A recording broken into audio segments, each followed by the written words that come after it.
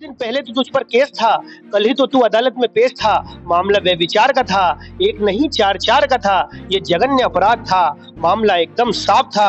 और कैसे छूट गया, क्या जज तेरा बाप था? हा? कैसे छूट गया, क्या जज तेरा बाप था? और फिर किस बिना पर कर दिया तुझे बरी? अरे यार, क्या कानून को भी खा गई भ्रष्टाचारी और भुखमरी? फिर क्यों त्याग तपस्या की बातें करता है और इस देश की भोली भाली जनता को मूर्ख समझता है? कवि महोदय जो नेताजी पे व्यंग्य कर रहे थे, उनके चरित्र का जो चित्रण बता रहे थे, ये हमारे शिवराज जी का है। जिस प्रकार से व्यापम घोटाले में जो जितने भी गवाह थे वो सारे सबूत मिटा दिए गए। नमस्कार, आप देख रहे हैं एमपी तक में लोमेश कुमार गौर। मध्य प्रदेश में 2023 के विधानसभा चुनाव आने को हैं और सभी तरफ राजनीति की बातें शुरू हो चुकी हैं। आज हमने कवियों का एक मंच सजाया है जो राजनीति पर व्यंग्य करेंगे, राजनीति पर अपनी कविता सुनाएंगे। और उनके सामने यूथ कांग्रेस के जो नेता हैं अनिल बिश्नोई, वो हमारे बीच मौजूद हैं। और भारतीय जनता पार्टी से किसान मोर्चा के ओम प्रकाश मोर्छले जी यहाँ पर मौजूद हैं। वो कवियों के जब अपनी रचनाएं सुनाएंगे तो कवियों के सवालों का जवाब भी देंगे और अपनी बात रखेंगे। हम शुरुआत करेंगे पहले कवि से और कवि अपनी रचनाएं सुनाते जाएंगे और अपनी बात कहेंगे। राजनीति पर क्या कहते हैं कवि, कांग्रेस या भाजपा, ये कवियों के हवाले। जी मैं एक बार कवियों का परिचय करा देता हूँ कि आप हैं कपिल दुबे, लेफ्टिनेंट हैं एनसीसी में। आप उद्योगपति जयकंठ चांडक जी गजलकार हैं। और आप पिकेश जी हैं, प्राइवेट स्कूल में शिक्षक हैं। और मंसूर अली मंसूर गजलकार हैं यहाँ पर। नारायण जी शर्मा जो हैं गीतकार है बहुत अच्छे। और आप शिरीष अग्रवाल जी एडवोकेट कर सलाहकार यहाँ पर हैं। ये गजल के माध्यम से अपनी रचना सुनाएंगे। सबसे पहले कवि के रूप में हम पिकेश जी क्या रचना सुनाएंगे? आप अपनी रचना सुनाइए। मेरी रचना का शीर्षक है उम्मीदवार, कि चुनाव में कैसे कैसे प्रत्याशी खड़े होते हैं, उनका क्या चरित्र रहता है। विधायक पद का उम्मीदवार, विधायक पद का उम्मीदवार प्रातः आया मेरे द्वार। दरवाजा जोरों से खटखटाया, मैं नींद से जागा और कुछ हड़बड़ाया। आंखें खोली और कुछ बड़बड़ाया, तभी पड़ी बाहर से जोरों की पुकार। और जैसे ही खोला मैंने अपना द्वार, किसी ने कर दिया अचानक मेरी गर्दन पर वार। और सुबह सुबह पहना दिया मेरे गले में महकते फूलों का हार। और मुस्कुरा कर बोला, श्री शर्मा जी नमस्कार, श्री शर्मा जी नमस्कार, श्री शर्मा जी नमस्कार। और मुस्कुरा कर बोला, श्री शर्मा जी नमस्कार। उस श्वेत वस्त्रधारी की इस अदा पे मैं चौंका, तभी मेरे मोहल्ले का एक मरियल सा कुत्ता भौंका। जैसे किसी क्रिकेटर ने फर्स्ट बॉल पर ही लगा दिया हो चौका।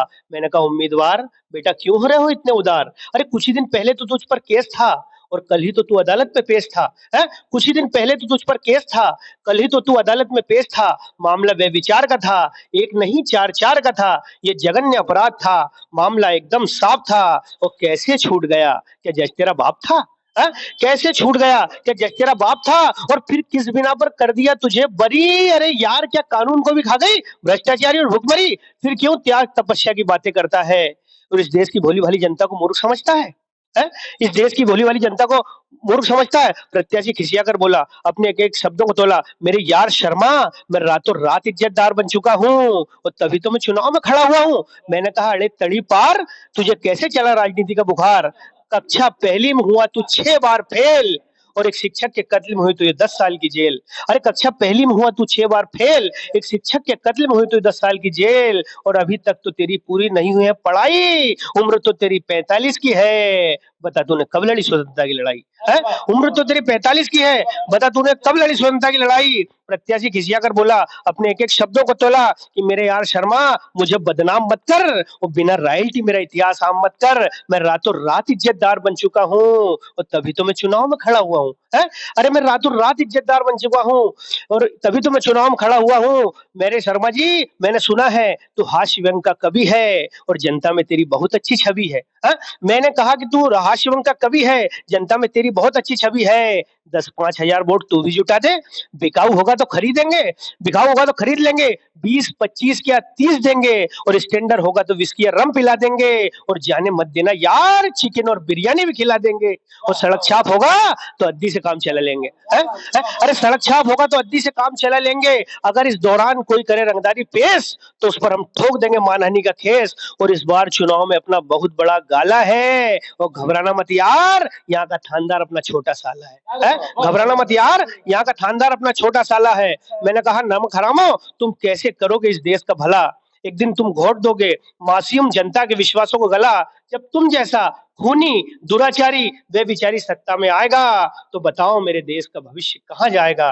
तो बताओ मेरे देश का भविष्य कहाँ जाएगा। इन तीखे व्यंग बाणों से व्याकुल हो नेताजी भागने ही वाले थे कि उसी क्षण दौड़कर उन्हें उसी पागल कुत्ते ने काट लिया और उनकी सफेद खादी की धोती को दो भागों में बांट दिया। उनकी सफेद खादी की धोती को दो भागों में बांट दिया। अब नेताजी वोट मांगने के लिए किसी के द्वार पर नहीं खड़े हैं, वो तो किसी सरकारी अस्पताल के बदबूदार बेड पर पीकदान की तरह कोने में पड़े हैं। पीकदान की तरह कोने में पड़े हैं। पीकदान की तरह। कवि महोदय जो नेताजी पे व्यंग कर रहे थे, उनके चरित्र का जो चित्रण बता रहे थे, ये हमारे शिवराज जी का है। जिस प्रकार से व्यापम घोटाले में जो जितने भी गवाह थे वो सारे सबूत मिटा दिए गए, कोई एक्सीडेंट में मर रहा, कोई क्या कर रहा। इसके बाद में 70% कमीशन वाली बात हो रही है कि 70% कमीशन इस खोरी की ये सरकार चल रही है। और जिस प्रकार लोकतांत्रिक सरकार को गिराकर अलोकतांत्रिक तरीके से इन्हें सरकार बना के और ये खरीद फरोख्त जो की है, ये मामला ही इस समय चल रहा है और ये सफेदी को दगदार बना रहे हैं। भाजपा का निराधार है ये। अभी तक इस प्रकार का कोई भी सबूत नहीं मिला। इनके पास कुछ नहीं है, केवल ये लकीरें पीट रहे हैं कि व्यापम घोटाला 70% का एक तो ठेकेदार लाके दिखा दो, किसी पत्रकार के सामने खड़ा कर दो। कवि की रचना जो थी वो पूर्व के लिए थी। वर्तमान हरदा खिरकिया क्षेत्र के जो विधायक हैं आपके, क्या आप उनसे संतुष्ट है? कर्मठ है, जुझारू है और जनता के लिए उन्होंने एड़ी से चोटी तक का जोर लगा के उनको सहयोग किया। हम अगले कवि के साथ बढ़ते हैं। मंसूर अली मंसूर, ये गजलकार हैं, एक कविता सुना।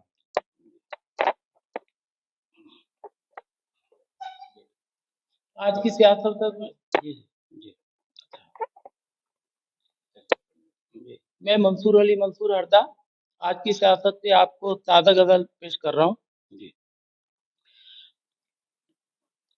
गरीबों को सताया जा रहा है, गरीबों को सताया जा रहा है, आशियानों को गिराया जा रहा है। खता क्या है? खता कुछ भी नहीं,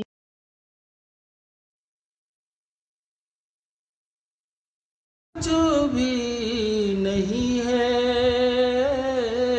साजिशों को यूं भुनाया जा रहा है। यहाँ झूठों का ही है बोलबाला, यहाँ झूठों का ही है बोलबाला, सच्चाई को दबाया जा रहा है, सच्चाई को दबाया जा रहा है। वही ओहदे पे है जो कल थे मुजरिम, वही ओहदे पे है जो कल थे मुजरिम, बेगुनाहों को फंसाया जा रहा है। जुल्म गोरों से भी ज्यादा हो रहे हैं, जुल्म गोरों से भी ज्यादा हो रहे हैं, उन मजलूमों का बहाया जा रहा है। ये तरक्की तो नहीं बर्बादी होगी, ये तरक्की तो नहीं बर्बादी होगी, कंगाली को बढ़ाया जा रहा है, कंगाली को बढ़ाया जा रहा है। जो मुफलिस बेसहारा है आज उनको, जो मुफलिस बेसहारा है आज उनको, उठाकर फिर गिराया जा रहा है। ये हिंदू है वो मुस्लिम सिख ईसाई, ये हिंदू है वो मुस्लिम सिख ईसाई, यूं मजहब पे लड़ाया जा रहा है, यूं मजहब पे लड़ाया जा रहा है। जरा मंसूर तुम ये याद रख लो, जरा मंसूर तुम ये याद रख लो, तारीखों को जो मिटाया जा रहा है, गरीबों को सताया जा रहा है, गरीबों। जैसा कि हम राजनीति पर बात करने बैठे हैं, तो 4 पंक्तियां सबसे पहले राजनीति के परिचय की मैं आपके सामने रखता हूं।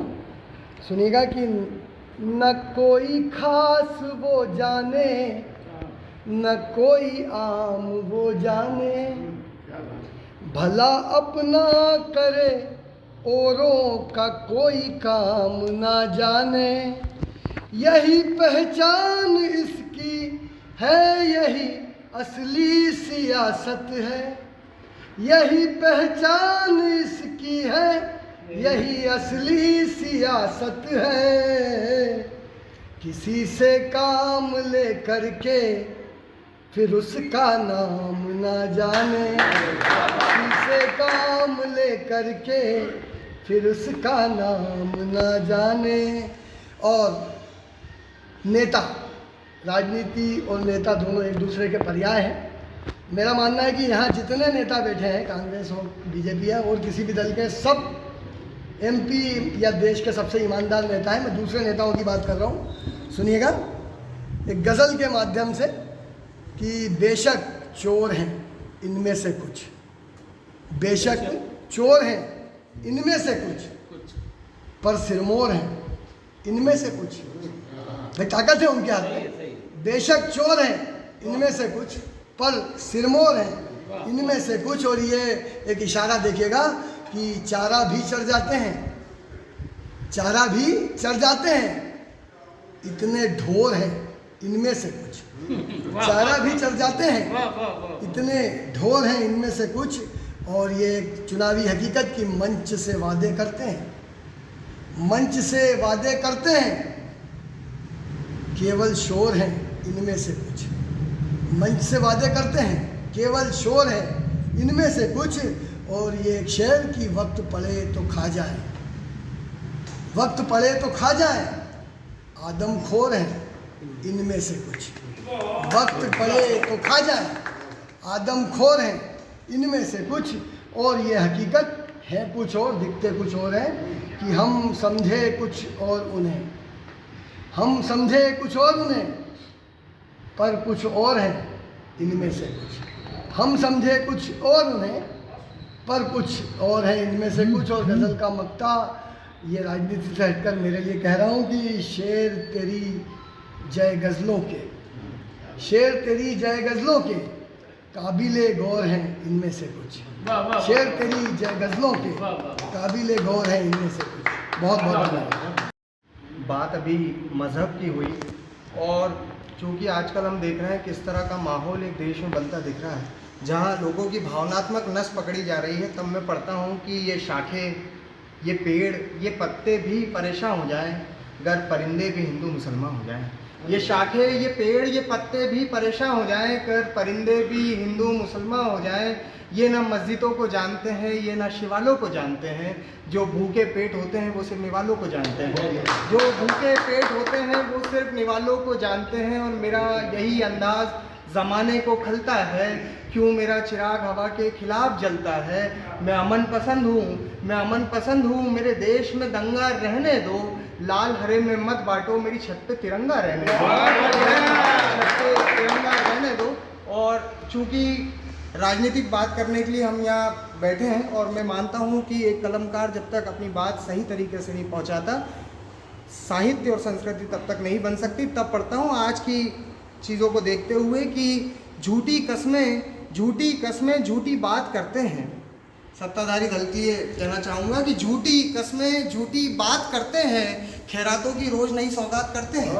झूठी कस्में झूठी बात करते हैं, खैरातों की रोज़ नई सौगात करते हैं। और देखो कि 1.25 साल अच्छी वाली सरकार जब चल रही थी और उसको गिराया, किस तरह से गिराया। और आज क्या माहौल हो गया, तब पढ़ता हूँ कि जिनके बस में नहीं था हाथी से टकराना, जिनके बस में नहीं था हाथी से टकराना, वो अब लंगड़े घोड़े अपने साथ करते हैं, वो अब लंगड़े घोड़े अपने साथ करते हैं। और देखें कि एक योजना निकली, लाडली बहन योजना, और कई योजनाएं ऐसी चलती आ रही जिसमें एक देने वाला पक्ष है और एक लेने वाला पक्ष है। तब मैं पढ़ता हूँ कि देकर मुफ्त का लाचार कर दिया सबको, देकर मुफ्त का लाचार कर दिया सबको। खोखला नस्लों को ये दिन और रात करते हैं, खोखला नस्लों को ये दिन और रात करते हैं। और सुना है अब यहाँ चुनावों के मौसम है, सुना है अब यहाँ चुनावों के मौसम है। देखना कैसे ये आडंबरों की बरसात करते हैं, देखना कैसे ये आडंबरों की बरसात करते हैं। और एक चूँकि हरदा में ये मौका मिला है, मैं राजनीतिक परिवेश में एक हरदा के लिए एक मतला चंद लिखने की कोशिश करी। आप पहुँचे जहाँ तक मैं पहुँचाना चाह रहा हूँ। देखें कि दिल में जो बात है कह दूँ क्या, दिल में जो बात है कह दूँ क्या, हरदा के वो सारे राज कह दूँ क्या, दिल में जो बात है कह दूँ क्या, हरदा के वो सारे राज कह दूँ क्या। और देखें किसानों को जब मूंग तुलाई में, फसल तुलाई में जो दिक्कतें आई थी और कितनी रात वो ठंड में, बरसात में, वो गर्मी में जिस तरह से काटी थी, तब पढ़ता हूँ कि 2 दिन लगे थे मूंग तुलाई में, 2 दिन लगे थे कभी मूंग तुलाई में। कैसी कटी थी किसानों की रात कह दूँ क्या, कैसी कटी थी किसानों की रात कह दूँ क्या। और थोड़े थोड़े में इनका उनका सबका हिस्सा है, थोड़े थोड़े में इनका उनका सबका हिस्सा है।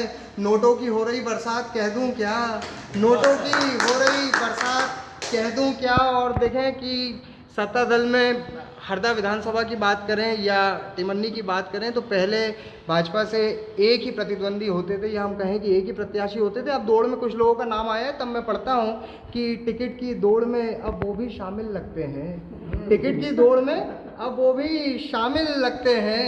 आकाओं से होने लगी मुलाकात कह दूँ क्या, आकाओं से होने लगी मुलाकात कह दूँ क्या। और कैसे कैसे गिरी सरकार क्या मालूम नहीं आपको, कैसे गिरी सरकार क्या मालूम नहीं आपको।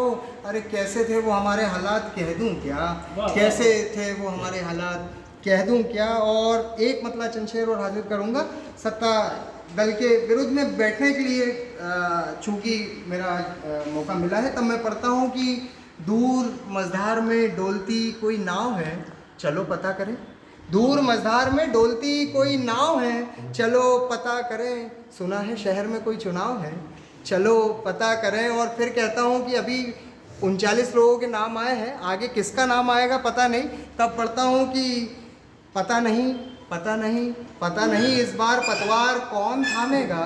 इधर तो खुशी है उधर क्या तनाव है, चलो पता करें। इधर तो खुशी है उधर क्या तनाव है, चलो पता करें। और बांटो बांटो बांटो तुम बातों की रोज रेवड़ियाँ बांटो, बांटो बांटो तुम बातों की रोज रेवड़ियाँ बांटो। सुना है इस बार होने वाला बदलाव है, चलो पता करें। और ये देखें कि नर्मदा को भी, बहुत गंभीरता के साथ कहना चाहता हूँ कि नर्मदा को भी छलनी छलनी कर दिया तुमने, नर्मदा को भी छलनी छलनी कर दिया तुमने। रोका किसने नर्मदा का ये बहाव है, चलो पता करें। बहुत बहुत धन्यवाद। सत्ता पक्ष के लोगों से हम जान लेते हैं। आप युवा कवि हैं, आपकी लेखनी को प्रणाम करता हूँ। मैं वर्तमान परिवेश में आपसे एक बात करना चाहता हूँ कि जो वर्तमान सरकार है भारतीय जनता पार्टी की, इसने निश्चित ही किसानों की उत्पादन क्षमता को बढ़ाया है। अच्छा बीज और अच्छा खाद उपलब्ध कराया है, पानी उपलब्ध कराया, बिजली उपलब्ध कराई है, किसान का उत्पादन बढ़ा है। जब किसान का उत्पादन बढ़ा है तो क्या सारों किसानों का माल एक साथ तुल जाएगा? कविता कैसी समझदार कविता बहुत बढ़िया लगी, लेकिन इसमें जो आपको और 2 लाइन बढ़ानी थी शायद वो आप आगे बढ़ाएंगे। देखिए पहले साधनों के अभाव में 1 एकड़ में 2 बोरा होता था, आज साधन की उपलब्धता में 1 एकड़ में 25 कुंटल हो रहा है, 25 बोरा हो रहा है। अब कांग्रेस से जवाब समय लगेगा, निश्चित समय लगेगा। तो मेरा किसान भाई इतना कमजोर नहीं, क्योंकि उसको अच्छा पैसा मिल रहा है। पहले व्यापारी खरीदता था, पैसा ओने पौने देता था, आज सरकार खरीद रही है, पूरा पैसा दे रही है। तो किसान तो आभारी है भारतीय जनता पार्टी, किसान आभारी है भारतीय जनता पार्टी। किसान बिल्कुल आभारी नहीं है भारतीय जनता पार्टी का। भारतीय जनता पार्टी सिर्फ कमीशन खोरी के लिए मूंग तुलाई लेट करती है ताकि उनके जो एजेंट बैठे हुए उनको पैसा मिले। कवि जी ने जो जिस माध्यम से किसानों का दर्द व्यक्त किया वो बहुत सराहना और बहुत शानदार था। अब अगले कवि के रूप में हम जो है गीतकार हैं नारायण जी शर्मा, हम उनसे जानेंगे कि आप कौन सा गीत पढ़ेंगे। मित्रों, मैं आपके सामने नारायण शर्मा रेडगावी गीतकार आपके सामने एक रचना प्रस्तुत कर रहा हूँ। उससे पहले मैं दो पंक्तियाँ कह दूँ कि ना है चारण कलमकार जो झूठी महिमा गाए, सच को अगर छिपाए कभी तो सत्य धर्म घट जाए। इसीलिए मैं आज कह रहा, सत्य वचन निर्भय हो, जय हो बे सरकार तुम्हारी जय हो, जय हो बे सरकार तुम्हारी जय हो। देखिए, लाडली बहना को अभी मुख्यमंत्री शिवराज सिंह चौहान जी की ओर से 1,000 रुपये दिए। बहनों की जो अंदर की भावना है उसको मैं व्यक्त कर रहा हूँ कि भाई बहन के और भानजी के मामा शिवराज रहे हमेशा सिर पर तेरे आशीषों का ताज, रहे हमेशा सिर पर तेरे आशीषों का ताज। और हिंदू मुस्लिम सिख ईसाई में कुछ भेद न जाना। अभी हिंदू मुस्लिम सिख ईसाई अलग अलग बात हो रही थी, मगर मैं बोल रहा हूँ हिंदू मुस्लिम सिख ईसाई में कुछ भेद न जाना। सबको अपनी बहन भांजी माँ बेटी सा माना, सबको अपनी बहन भांजी माँ बेटी सा माना। प्यारे भैया सबके दिल पर हुआ तुम्हारा राज, रहे हमेशा सिर पर तेरे आशीषों का ताज, रहे हमेशा बहन लाडली हमें बनाकर जो तुमने उपहार दिया। बहन लाडली हमें बनाकर जो तुमने उपहार दिया। हम बहनों ने तुम्हें विजय का चलो वचन 100 बार दिया। हम बहनों ने तुम्हें विजय का चलो वचन 100 बार दिया। आज दुआ ये बनकर निकली जन जन की आवाज, रहे हमेशा सिर पर तेरे आशीषों का ताज। अगला बंद सुनिए कि पिता मिला मोदी सा हमको योगी शिव शाह भ्रात, कि पिता मिला मोदी सा हमको योगी शिव सा भ्रात। सुख की भोर हुई जीवन में कटी दुखों की रात, सुख की भोर हुई जीवन में कटी दुखों की रात। ये देखिए एक पंक्ति, इस पे किसी को दर्द नहीं हो कि कागा बसपा आप सपा सब भूल गई परवाज, रहे हमेशा दिल सिर पर तेरे आशीषों का ताज, रहे। अंतिम बंद है कि जन जन के तुम बसे हृदय में हर्षित श्रमिक किसान। अभी किसान की बात हो रही थी, वो उसी बात को कह रहा हूँ कि जन जन के तुम बसे हृदय में हर्षित श्रमिक किसान। हाजिर है अब लिए तुम्हारे तन मन जीवन प्राण, हाजिर है बस लिए तुम्हारे तन मन जीवन प्राण। महके तेरी जीवन बगिया बजे सुखों के साथ, रहे हमेशा सिर पर तेरे आशीषों का ताज, रहे हमेशा सिर पर तेरे आशीषों का ताज। अब एक अंतिम कवि के रूप में हमारे बीच में लेफ्टिनेंट एनसीसी के कपिल दुबे हैं, हम उनसे करेंगे। उसके बाद हम दोनों दल के जो प्रतिनिधि हैं उनसे एक प्रतिक्रिया लेंगे। कपिल दुबे जी। सभी को नमन करते हुए आज के इस आयोजन में अपनी बात रखना चाहता हूँ। स्वागत। एक छंद के माध्यम से अपनी बात कहता हूँ कि काम हमें बांटने का कि काम हमें बांटने का कर रहे जो भी लोग, एक बन के मिसाल टोली से जवाब दो। काम हमें बांटने का कर रहे जो भी लोग, एक बन के मिसाल टोली से जवाब दो। कथनियों करनी में भेद करते हैं जो भी, ऐसे दोगलों को अब बोली से जवाब दो। भारत है विश्व गुरु बनने का काम शुरू, भारत है विश्व गुरु बनने का काम शुरू। भाल पे सजा के अब रोली से जवाब दो। प्यार की जो भाषा को भी समझ नहीं सके तो ऐसे देशद्रोहियों को गोली से जवाब दो। धन्यवाद। बहुत बढ़िया। अब हम दोनों दल के प्रतिनिधियों से एक प्रतिक्रिया लेंगे, छोटी छोटी प्रतिक्रिया। सबसे पहले हम विपक्ष के लोगों से। अभी शिवराज जी का महिमा मंडन हो रहा था, क्या चुनाव के समय भी लाडली बहनें में शिवराज जी को याद आती है? और रही बात मध्य प्रदेश की, तो सबसे ज़्यादा महिला अपहरण के मामले भी हमारे मध्य प्रदेश में ही है, जिन पे आज तक कोई सख्त कदम इनने नहीं उठाया शिवराज शासन ने। ठीक, सबसे ज़्यादा मेरे महिला मित्र साथी को शायद ध्यान नहीं है, शिवराज जी ने आते से ही सबसे पहले शुरुआत की बच्चियों के लिए, और उनके लिए जो अपने क्या बोलते हैं इसको, मुख्यमंत्री कन्या योजना जो निकाली, कन्यादान योजना, कन्यादान एक अलग, विवाह योजना अलग निकाली, कन्यादान योजना अलग निकाली, जिसमें लाडली लक्ष्मी योजना जो निकाली, उसमें उन्होंने जो बच्चियों के जन्म के समय से ही और उनके अंतिम पढ़ाई तक के लिए पूरी व्यवस्था की है, और आज लाखों बेटियां हमारी उसमें करी। दूसरा, अपराध के संबंध में जो बात की है, आप पहले का ग्राफ देख लें और आज का देख लें, बिल्कुल स्पष्ट हो जाएगा। बच्चियां इतनी सुरक्षित हैं, वो रात में 12 बजे भी अकेले जाने के लिए अपने आप में हौसला रखती हैं।